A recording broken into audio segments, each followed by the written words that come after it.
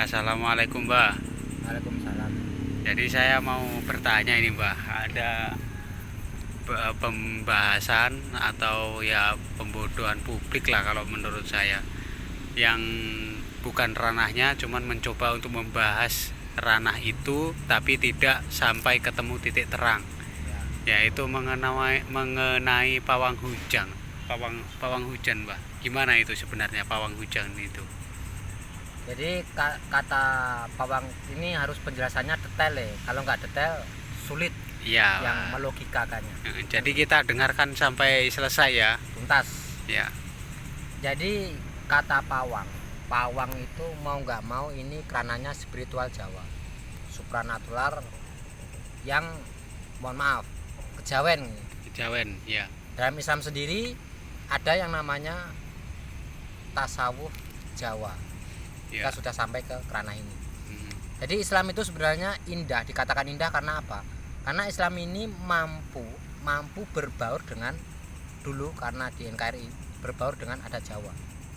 Makanya indah. Iya. Nah, gitu loh, intinya seperti itu. Nah, kata pawang hujan itu bukan seseorang yang mampu menolak atau mampu mendatangkan.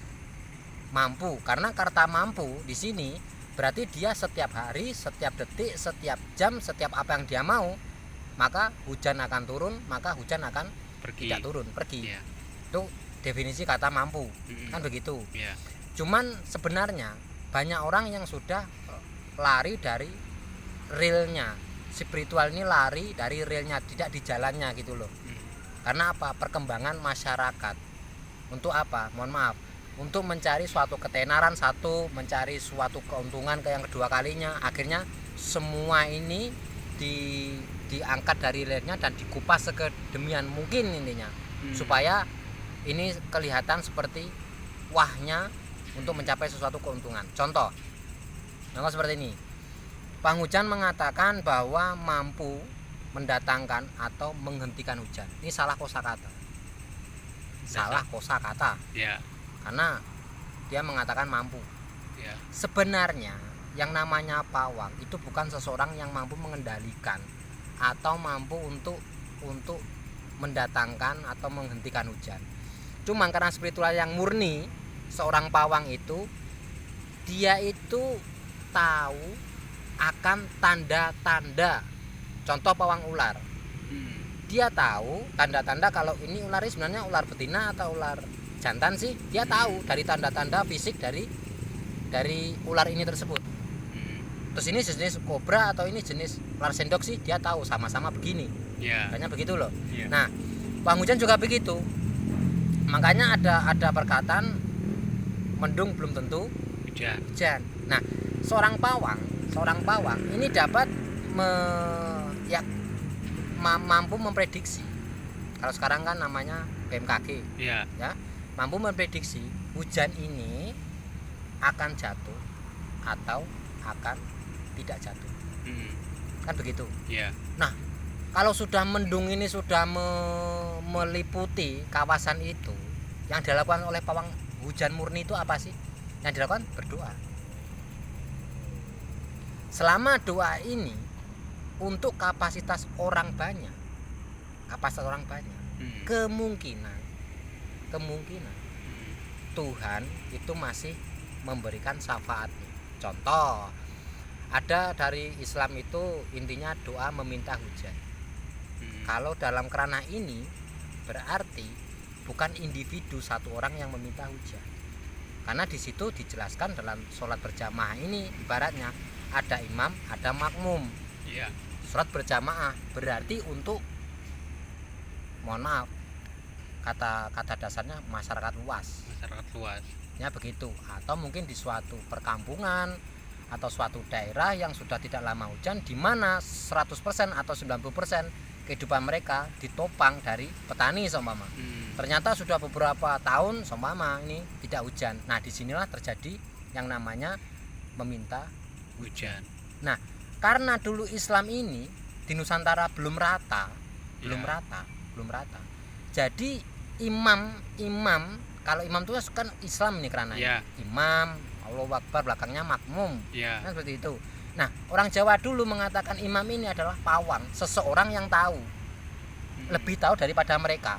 Kan Ya, begitu. makmum itu. Nah, imam otomatis dia lebih tahu bacaannya, lebih tahu cara Berdoa. sujudnya, rukuknya, berdoa segala macam daripada makmumnya. Harusnya kan begitu. Itu syarat imam loh. Kan seperti itu. Sama syarat pawang. Dia itu lebih tahu daripada masyarakat Umumnya. sekitarnya atau umumnya. Nah, karena dulu Islam Nusantara ini belum begitu merata di kawasan NKRI, mereka masih menggunakan, mohon maaf, spiritual Jawa. Ya. Gitu loh. Mereka menggunakan simbol-simbol. Ada, mohon maaf, salah satu pawang itu menggunakan sapu. Sapu itu yang udah pendek. Itu dilempar ke, kalau orang Jawa bilang ratan. Ratan itu sesuatu tempat yang rata.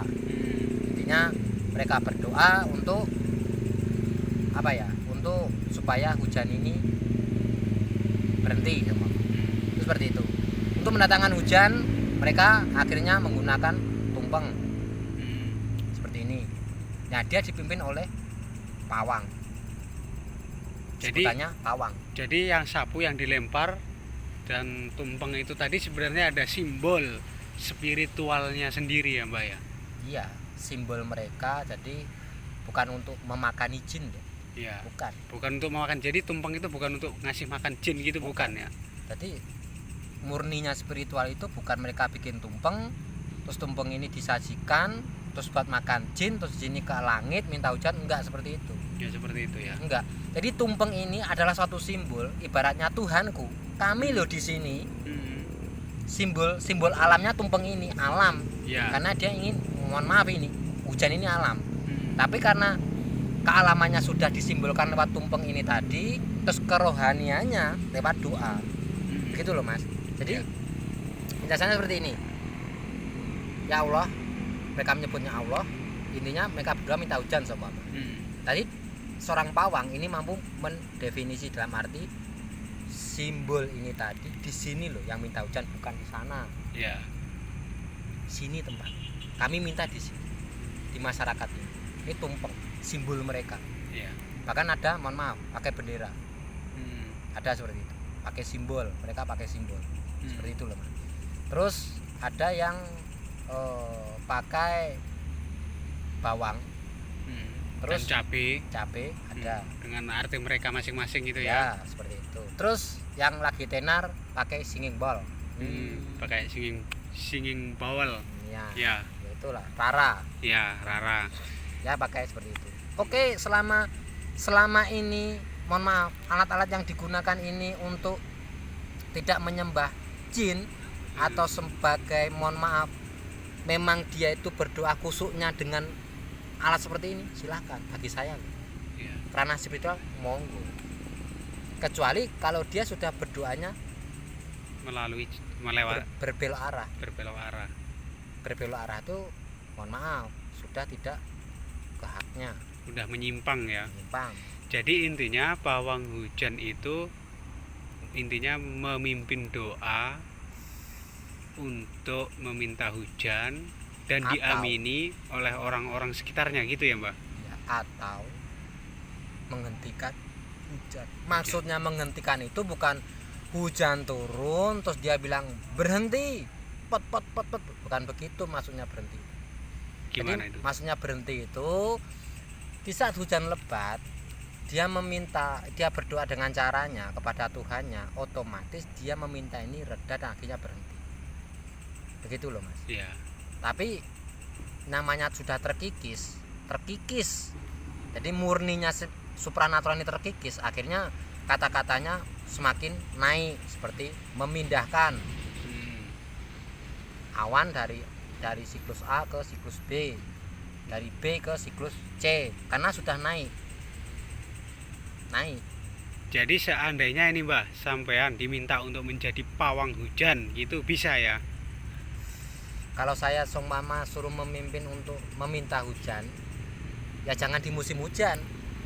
Jangan di musim hujan. Jadi gini loh Mas. Misalnya meminta hujan Gini, Gimana? kan pertanyaannya andaikan saya disuruh jadi pawang hujan, Ya, is oke, tapi jangan di musim hujan. malah gitu. Loh, adanya seorang pawang itu dihadirkan dikala apa? Dikala ada sesuatu, mohon maaf, di suatu tempat atau daerah ini memang tidak berpotensi untuk menghadirkan apa yang didoakan. Contoh, mohon maaf, hujan tidak ada di waktu seumpama Kemarau. ya kan potensinya sangat kecil sekali kalau hujan itu di waktu kemarau. Ya. Tapi keadaan masyarakat di situ, mohon maaf, sawahnya sudah pada kering, gagal panen, segala macam. Nah, disinilah baru pawang itu dihadirkan. Sebenarnya seperti itu loh. Bukan di saat malah di musim yang sebaliknya. Terus kalau dibalik lagi untuk menghentikan katanya, menghentikan hujan, ini di saat di suatu daerah itu banjir bandang tidak karu-karuan karena apa? Karena hujan terlalu lebat. Akhirnya apa? Akhirnya ada doa. Nah, mohon maaf loh ya. Doa dengan cara masing-masing loh ini yang maksud, tidak harus kerana sunnah. Nah, dengan caranya masing-masing, yang penting dia berdoa pada Tuhannya, tidak minta sama orang yang dikatakan sama si Marcel. Kan dia sempat bilang, ya kalau mau minta hujan jangan sama orang dong, sama Tuhan. Kan begitu katanya. Benar, meminta hujan itu jangan sama orang, mintanya sama Tuhan. Tapi saya bilang untuk definisi ini harus ada pemimpinnya. Yang memimpin barisan ini loh. Jadi memang selama ini memang pawang hujan itu minta sama Tuhan. Iya. Gitu, contoh Mandalika. Mandalika otomatis melibatkan banyak orang. Apalagi ini suatu kawasan dari banyak negara mau kompetisi di Indonesia. Otomatis bagi saya sendiri dihadirkan pawang hujan di sini supaya tidak mengganggu acara ini, bagi saya sah bagus gitu ya. Iya. Perkara mohon maaf terkabul dan tidaknya sebenarnya bukan tergantung yang menilai si pawang, karena sudah berani di ranah pawang, berarti harus memang berani mengambil suatu risiko. Jadi artinya di situ bukan bukan berhasil atau gagal ya Mbah ya, terkabul atau tidak gitu ya. Jadi ternyata di situ bukan berhasil atau tidak atau gagal. Jadi konteksnya terkabul karena itu kan termasuk doa ya. Doa yang dipimpin oleh seorang pawang yaitu Mbak Rara itu, dan mungkin yang mengamini sedikit, jadi apa itu namanya ya, turun-turun juga akhirnya hujan ya. Bukan mengamini sedikit sebenarnya. Jadi walaupun yang mengamini ini orang sedikit, jika ini loh Mas, yang saya maksud, kategori pawang ini sudah dikatakan handal. Paham ya? Mungkin di situ ada kesalahan teknis atau memang belum dikuasai sepenuhnya. Nah, berarti kategori kita kalau dia sudah berani mengatakan pawang ada kesalahan seperti ini, harusnya seperti ini loh, pawang yang bijak. Mohon maaf ini bagi semua pawang hujan. Saya bukan pawang hujan. Harusnya kan nanti ada sangkan, kalau gagal nih nanti alasannya, wah ini sesajennya berantakan ternyata. Nanti ada yang sangka seperti itu. Contoh Marcel menyangka seperti itu. Atau DP-nya kurang katanya. Atau DP-nya kurang. Kan seenak udelnya dewi. Tadi kesalahan memang ada di dua sisi. Terus seorang pawang, ini bukan mengajarkan, cuman buat, mohon maaf ini buat kita tukar pengalaman. Jadi seorang pawang sebelum hari H dimulai harus benar-benar tahu apa yang harus dikatakan di waktu hari H ini. Intinya seperti itu. Iya. Karena mohon maaf sekarang sudah di era modern Mas. Sah-sah saja apabila dibantu dengan mohon maaf yang namanya perkiraan cuaca. Bagi saya sah-sah aja. Seumpama si Rara ini menggunakan bantuan cek lewat Google seumpama badan BMG akan terjadi hujan apa enggak, bagi saya sah-sah saja. Di saat dia tahu akan terjadi hujan, bagaimana, nah inilah langkah saja, bagaimana caranya supaya di hari itu hujan, oke lah hujan, tapi kapasitasnya sedikit. Ini sudah kita masuk ke supranatural. berdoa kepada Tuhan, otomatis kita pawang, berarti kita ini yang memimpin. Iya. Kan begitu. Iya, Sampai dan tidaknya tergantung pemimpinnya loh. Iya. Sampai dan tidaknya. Itu karena pawang, apapun itu. Iya. Nya pawang pemimpin dalam suatu, Hmm. kalau pawang hujan ya berarti dia pemimpin dalam suatu acara mau minta hujan atau mau berhentikan hujan. Jadi bahkan pawang-pawang lain pun juga mereka itu meminta kepada Tuhan ya Mbak ya. Seperti pawang misalnya katakanlah pawang ular, pawang monyet, pawang gajah itu pada awalnya itu dia harus berdoa dulu sebelum dia melakukan aktivitasnya. Ya Kan pokoknya semua orang yang larinya ke supranatural, bahkan yang tidak supranatural pun, semua itu sebenarnya 90% menggunakan ya mohon Doa. maaf, doa. Iya. Doa ini kerananya sudah supranatural sebenarnya, tapi Iya. mereka tuh menganggap sepele. Jadi pada intinya semuanya itu adalah pawang itu adalah pemimpin doa gitu atau imam doa gitu ya. Ya, Jadi dengan itu pengetahuan dasarnya kalau pawang hujan ya memang mempunyai pengetahuan tentang alam ya. dan siklus hujan, dilanjutkan dengan keyakinannya terhadap Tuhan untuk meminta atau menunda hujan gitu ya, atau yang disebut menggeser hujan gitu ya Mbak ya. Sebenarnya di sini cuman loh Mas, yang bikin orang-orang itu menyanggah atau menertawakan itu karena salah kata. Karena salah kata sebenarnya itu yang menjadi polemik yang dilakukan oleh Mbak Rara gitu. Salah kata itu Salah kata. mengatakan seorang pawang menghadirkan, menghentikan. Ini seolah-olah iya.